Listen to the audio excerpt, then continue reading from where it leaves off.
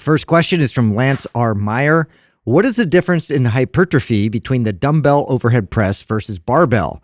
If the difference is stability, is there more benefit in using dumbbells in most press movements? Okay, so the obvious answer is going to be this. Your best bet is to do both, right? And to cycle between the two of them. But what's fun about questions like this is people always want to know either or. Yeah. Like which one is better, as if you have to just pick one or the other. That one's hard for me to say because the barbell, you can definitely load it more and you can really get more power output and strength. But when it comes to balance and stability, obviously the dumbbells are going to be well. And then also you can move the dumbbells in the most optimal joint pathway. Your hand's not stuck. Yeah. Yep. So it's like Justin always makes the case why he loves kettlebells for kettlebell pressing because the natural kind of spiral motion that you press with when you do that feels the most natural, and so dumbbells will be the most comfortable, and you'll probably have the better, safer technique. Like and if I'm training a new client, I would always start with a dumbbell press before a barbell press. Yeah. Because one, I want to get some joint stability. I want to train their joint stability in there before I put it, load it a lot. So I would start them with dumbbells and then move there. Now, for someone who's an advanced lifter, you'd be a fool not to use both. They both have their advantages and they both are important. And then I know the person starts this or prefaces it with hypertrophy, and they, like you said, they want an answer. But of course, well, then the answer is if it's for hypertrophy and we're specifically that. My question, the follow up as a trainer, I would say to you is, which one do you do more of? And then you do the opposite. If it's from building muscle, and that is like and you're an advanced lifter, so you've already got good joint stability, you've already done dumbbells before, you've already done barbells before, I would ask which one falls in your routine most of the time. I'd say do the other one now for a while. This doesn't answer the question, but I'm just noticing a trend, and I'm sure it's just a divisive sort of marketing ploy a lot of these hypertrophy nerds trying to devalue a lot of strength lifts. Yeah. And it's really annoying. And here's the thing. So I saw one recently too about like saying how it's so stupid to do like any kind of sled drives or sled work for hypertrophy. And it's, just because it doesn't hit any eccentric part of the muscle contraction. And it's like, yeah, no shit. But it still has a lot of value. Like everything doesn't have to be super hypertrophy based. Like it all fills into the same bucket. And if you're not doing something, you're going to be stimulated in a new way, which creates growth. Listen, if all you did was push the sled to build your legs, then you'd be dumb.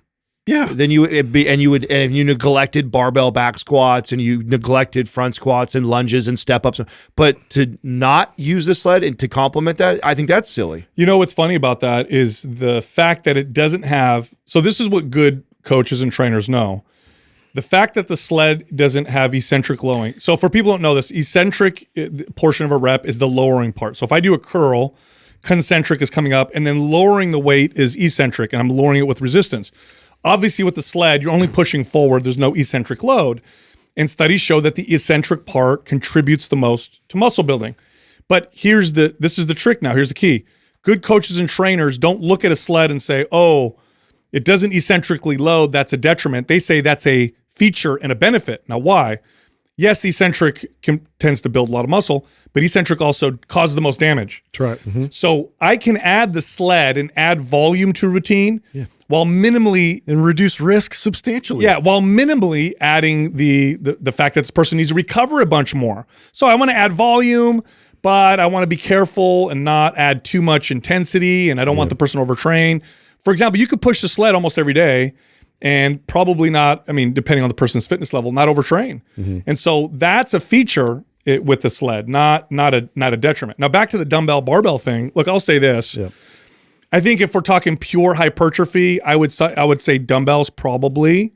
Again, the best hypertrophy though would be a combination of the two. And that's really the key here is to utilize all these things. And strength is strongly related to muscle size. It's so stupid to say it isn't. It's so closely related, especially in the first few years of training. Like the first few years of training, try building muscle without getting stronger. Good luck. Yeah. It's not going to happen. The way you build muscle, especially in the first couple of years of training, is by getting stronger. Yeah. Now, eventually you hit certain limits and you can't keep getting stronger forever.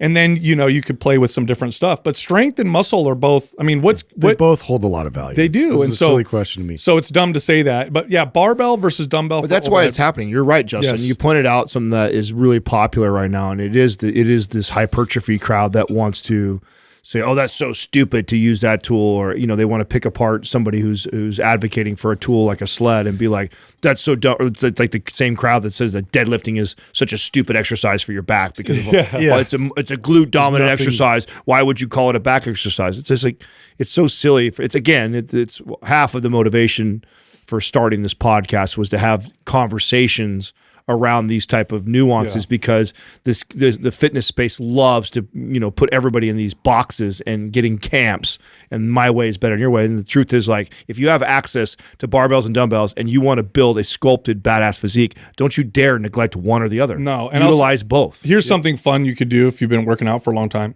Just do dumbbell overhead presses or dumbbell shoulder exercises for 2 months, or just do barbell exercises for 2 months. Alternate that way, and then just notice the difference. Well, and that's where my advice comes from. Like my quick advice of a kid, because I've had these questions asked me my whole career, where someone walks up to me, interrupts my workout, asks a very specific question like this, and the best quick answer I could give them without assessing them and training them for a long time would be like, "What have you been doing? You want to build more muscle on your shoulders? What have you been doing? Do you do more dumbbells? Do you do more barbells? Oh, you do almost always barbells? Go do dumbbells. Yeah, do the other one. Yeah, or vice versa, right? So that's really the short answer.